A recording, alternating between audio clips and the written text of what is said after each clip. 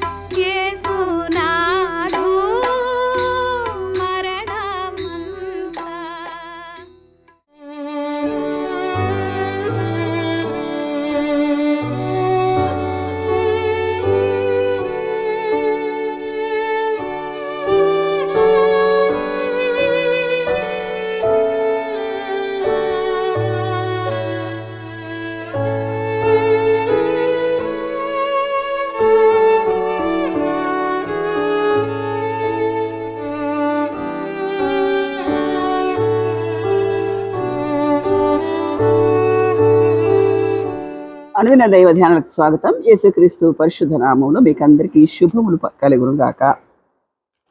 నేటి దిన ధ్యానాంశము ప్రశ్నలు జవాబులు. ప్రార్థన చేసుకుందాం. ప్రేమ నమ్మకం గల ప్రభువా, కృపగల తండ్రి, నీ పాదాలకు వందనాలు, స్తోత్రాలు, కృతజ్ఞతలు. ఈ డైలీ డివోషన్ బట్టి ప్రభువా, అనేకులు నీ వద్ద చేరడానికి సహాయం చేయండి. మేము బలపడటానికి, నీ కృపలో ఎదగటానికి సహాయం చేయమని నజరేయుడైన యేసుక్రీస్తు పరిశుద్ధ నామంలో ప్రార్థన చేసి వేడుకుంటున్నాను పరమ తండ్రి, ఆమేన్.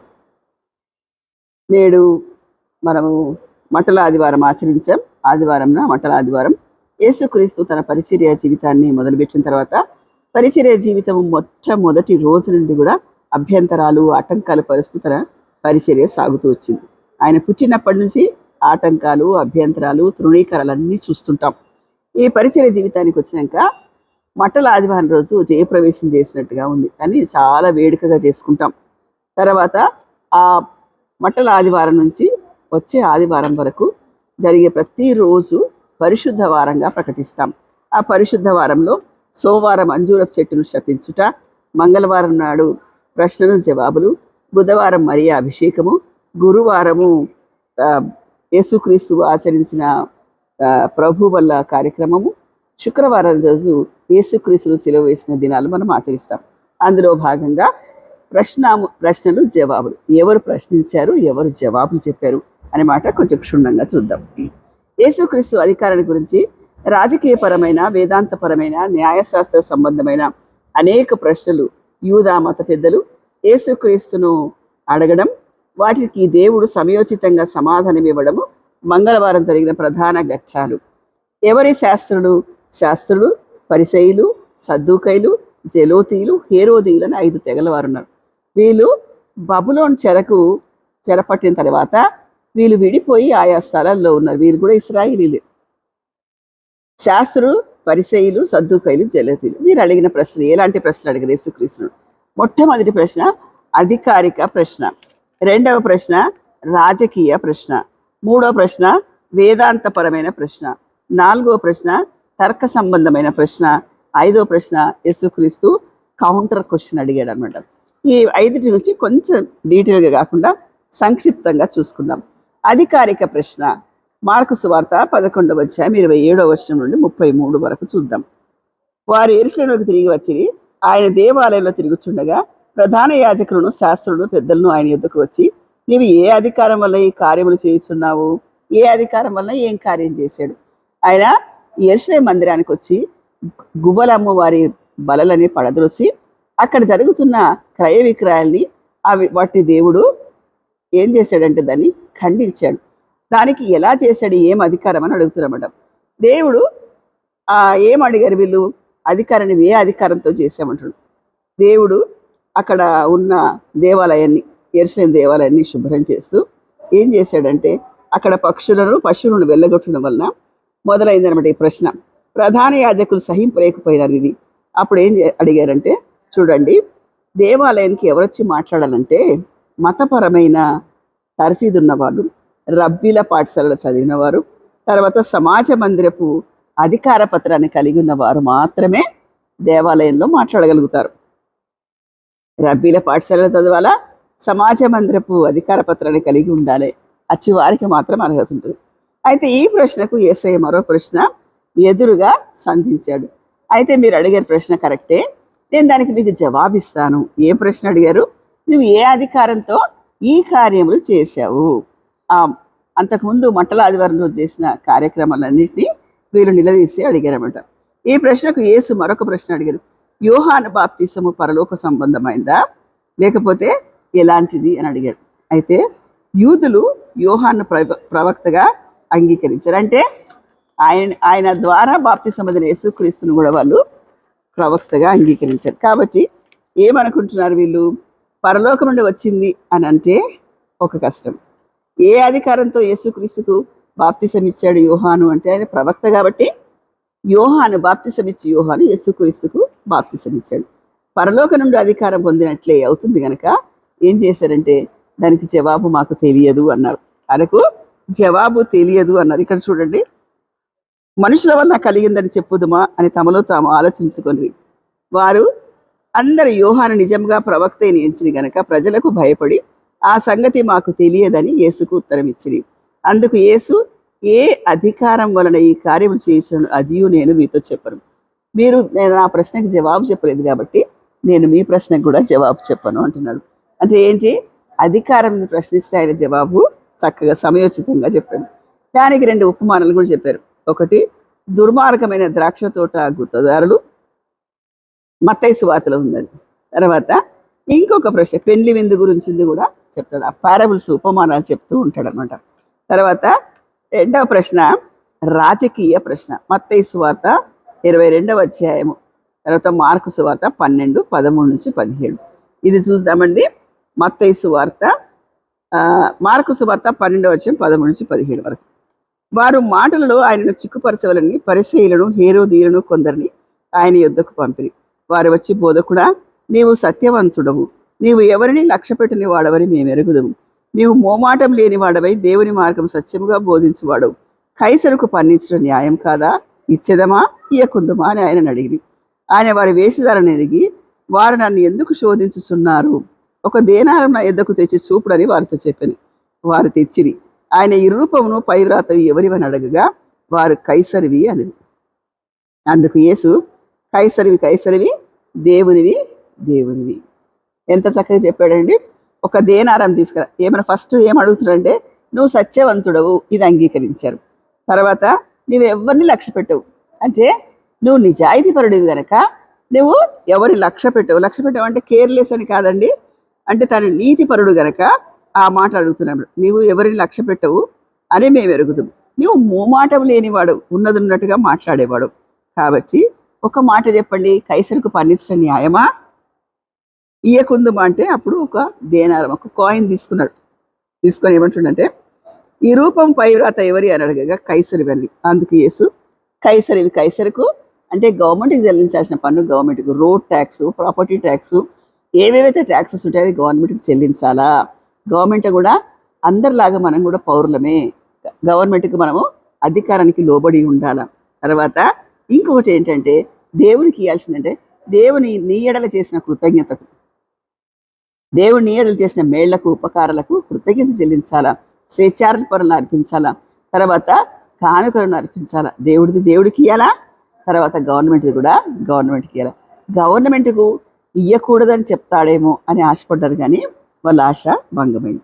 మొదటిది అధికారాన్ని గురించిన ప్రశ్న, రెండవది రాజకీయ ప్రశ్న, తర్వాత ఇంకొక ప్రశ్న ఏంటంటే వేదాంతపరమైన ప్రశ్న.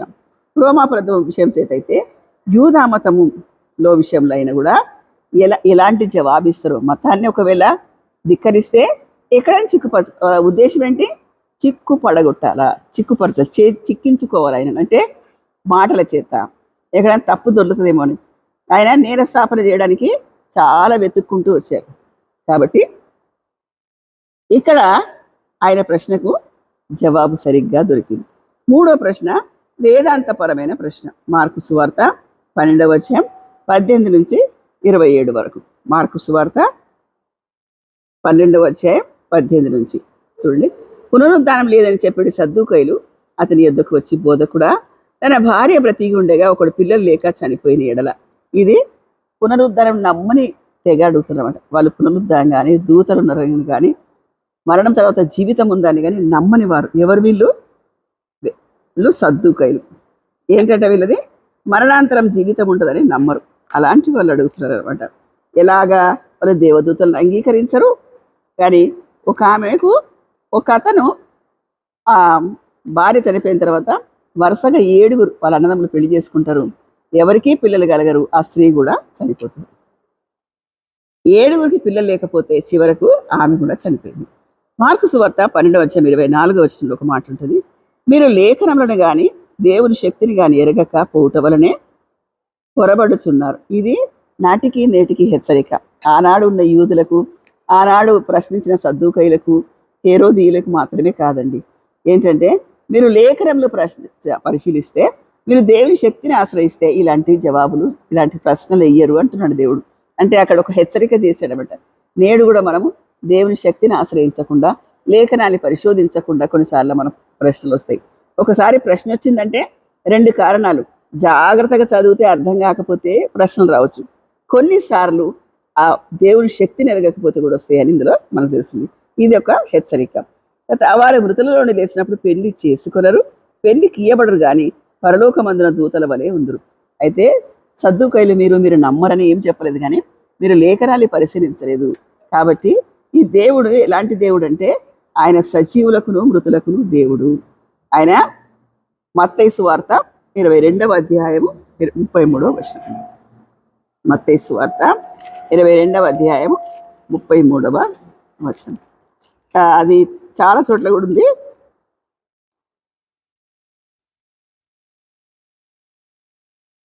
ఆయన సజీవులకే దేవుడు కానీ మృతులకు దేవుడు కాడని వారితో చెప్పాను. జనులు అది విని ఆయన బోధకు ఆశ్చర్యపడి, ఆయనకు లేఖనం తెలుసు. ఆయన 12 ఏళ్ల ప్రాయంలో పరిశీలతో ఆయన తర్కించుచు యెరూషలేము దేవాలయంలో తల్లిదండ్రులతో వచ్చినప్పుడు అక్కడ నిలిచిపోయిన దేవుడు. ఆయనకు పరిజ్ఞానం ఉంది, కానీ వీళ్ళు చిక్కించుకోరని ఒక ఆశ, వీళ్ళకు చిక్కుపరుచుకోరని అడిగిన ప్రశ్నలన్నీ కూడా అవి వమ్మైపోయినాయి. 7 చనిపోయినారు, ఆమె కూడా చనిపోయింది. అప్పుడు ఏం చెప్తాడంటే, అక్కడ పరలోకంలో పెళ్లికి ఇయ్యరు. ఎంత బాగుందండి ఇక్కడ. వారు మృతులలో నుండి లేచినప్పుడు పెళ్లి చేసుకున్నారు, పెళ్లికి ఇయ్యబడరు. అంటే మృతుల్లోంచి లేపబడతారు అనే సత్యాన్ని బోధించాడు. తర్వాత లేచినప్పుడు పెళ్లి చేసుకోరు వాళ్ళు. ఇక్కడ ఏముండదు, పెళ్లిళ్ళు ఉండవు. తర్వాత దుఃఖము కన్నీరు కూడా ఉండదు పరలోకంలో. పెళ్లికి ఇయ్యబడదు కనుక వారు పరలోకమున దూతల వలె ఉందరు. వారు లేచెదరని మృతులను గూర్చిన సంగతి మోషే గ్రంథమందు ఆ పొదను గురించిన భాగంలో మీరు చదవలేదా? ఈ భాగంలో చాలా రివీల్ చేశాడు దేవుడు. దాన్ని రెఫర్ చేస్తున్నాడు ఇక్కడ. మొదటిది అధికారిక ప్రశ్న, రాజకీయ ప్రశ్న, వేదాంతపరమైన ప్రశ్న. అన్ని యాంగిల్స్లో ఆయనను సంధించి తబ్బిబ్బు చేయాలనుకున్నామంట. మూడవది తర్క సంబంధమైన లీగల్ క్వశ్చన్. మత్తయి సువార్త 22వ అధ్యాయం 34 నుండి 40 వరకు. 34 నుండి ఏమడుగుతున్నారు? అయ్యా బోధకుడా, ఎవరిని ప్రేమించాలన్నది ప్రధానమైనది. ఓ ఇశ్రాయేలు వినుము, మన దేవుడైన ప్రభు, అద్వితీయుడైన ప్రభు, నీవు నీ పూర్ణ హృదయంతో, నీ పూర్ణాత్మంతోను, నీ పూర్ణ వివేకంతోను, నీ పూర్ణ బలంతోను నీ దేవుడైన యెహోవాను ప్రేమింపవలెను. ఇది జవాబు. ప్రశ్న, శాస్త్రులో 28వ వచనం. శాస్త్రులో ఒకడు వచ్చి వారు తర్కించిన విని ఆయన వారికి బాగా ఉత్తరం ఇచ్చాను అని గ్రహించి ఏమడిగాడు? ఆజ్ఞలలో ప్రధానమైనది ఏది అని అడిగాడు. అందుకు యేసు నిర్గమకాండం 20వ అధ్యాయంలో ఇచ్చిన 10 ఆజ్ఞలను 2గా వారికి క్రోడీకరించి చెప్పాడు దేవుడు. ఎక్కడ చూడండి ఎంత చక్కగా ఉందో. మన దేవుడైన ప్రభు, అద్వితీయుడైన ప్రభు, నీవు అతని పూర్ణ హృదయంతో, పూర్ణాత్మతో, నీ పూర్ణ వివేకంతోనూ, పూర్ణ బలంతోనూ నీ దేవుడైన ప్రభును ఆరాధించాలి, ప్రేమించాలని. కాబట్టి ఇంకా వాళ్ళు అడగడానికే లేకుండా అయిపోయింది. 33వ వచనం చూడండి. సర్వాంగ హోమములు అన్నిటికంటేను బలుల కంటేను అధికమని ఆయనతో చెప్పారు. ఎవరు? ఒకడు నన్ను ప్రేమించుట సర్వాంగ హోమముల కంటే అధికం. అతడు వివేకంగా ఉత్తరమిచ్చని యేసు గ్రహించి నీవు దేవుని రాజ్యమునకు దూరముగా లేవని అతనితో చెప్పాను. తర్వాత ఎవడు ఆయనను ఏ ప్రశ్నయు అడగ తెగింపలేదు. ఆయన ఇచ్చిన జవాబులకు వాళ్ళకి క్వశ్చన్ చేయడానికి కూడా అధికారం అసలు ఇంకా ఏమీ లేదనమాట.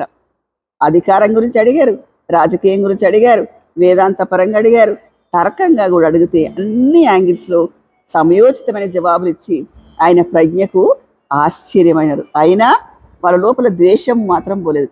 ఆ ద్వేషాన్ని అట్లే పదిలపరుచుకొని ఆయన శిలువ మరణం అప్పగించేంత వరకు వెంబడబడ్డారండి.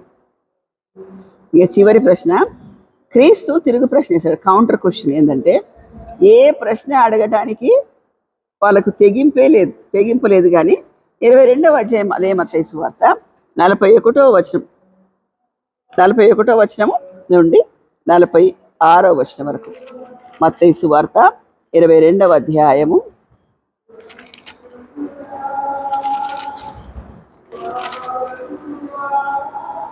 41వ వచనం నుండి 46వ వచనం వరకు. ఒకప్పుడు పరిసయ్యులు కూడి ఉండగా యేసు వారిని చూసి, క్రీస్తుని గురించి మీకు ఏమి తోచుతున్నది? ఆయన ఎవని కుమారుడని అడిగారు. వారు ఆయన దావీదు కుమారుడని చెప్పిరి. అందుకు ఆయన, అలాగైతే ఎంత చక్కగా ఉందండి. ఏ ప్రశ్న అడగటానికి లేని వాళ్ళని అడిగించి ఆయన దావీదు కుమారుడని ఆయన ఒప్పించగలిగాడు. యేసుక్రీస్తును చిక్కుపరచాలని వచ్చిన వారందరూ కూడా ఆయన పరిశుద్ధాత్మ చేత నడిపించబడి ఇచ్చిన ఉత్తరాలకి, జవాబులకి ఆశ్చర్యచకితులై, ఆశ్చర్యమే వాళ్ళలో చోటు చేసుకుంది, కానీ పగ ద్వేషం మాత్రం పోలేదండి. ఆయనను ఎలాగైనా మరణానికి అప్పగించాలి, ఆయన మీద నేరం చేయాలనేది మాత్రం బదిలంగా దాచుకొని యేసుక్రీస్తుని అప్పగించేంత వరకు అదే వెంబడబడి అలాగే ఆయనను విసిగిస్తూనే వచ్చారు. ప్రశ్నల చేత కాకపోతే మాటల చేత రకరకాలుగా ఆయన చేశాడు.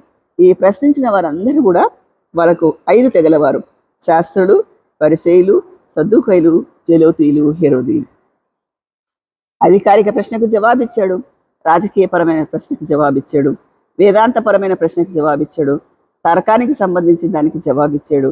తిరిగి ఆయన ప్రశ్న అడిగి ఆయన దేవుడు, ఆయన దైవము అని ఆయన నోటి చేతనే రుజువు తీసుకొని అక్కడికి ఆ దినాన్ని ముగించాడు.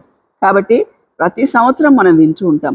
ఇందులో దేవుడు మనతో మాట్లాడేది, మనం అప్లై చేసుకున్నది ఏంటంటే దేవుని శక్తిని ఎరగాలి, లేఖనాల్ని తెలుసుకోవాలి, లేఖనాల్ని పొరపాటుగా అర్థం చేసుకోవద్దు.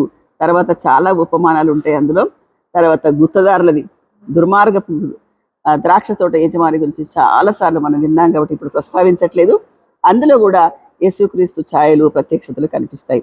కాబట్టి ఈరోజు దీవెనలని దేవుడు మనకు దయచేయాలని, ఇందులోని మర్మాలు తెలుసుకునేవే కాకుండా కేవలం అది పాఠ్యంగా కాకుండా మన జీవితాలకు ఎంత అప్లై చేసుకుంటాం, మన జీవితాన్ని ఏ కోణంలో మనం సరి చేసుకోవాలని ఆ కోణం గుండా ఆలోచించి దీవెనలు పొందాలని యేసుక్రీస్తు పేరట మిమ్మల్ని అందరినీ కోరుతూ ముగిస్తున్నాం. దేవుడి మాటలు దీవించుగాక.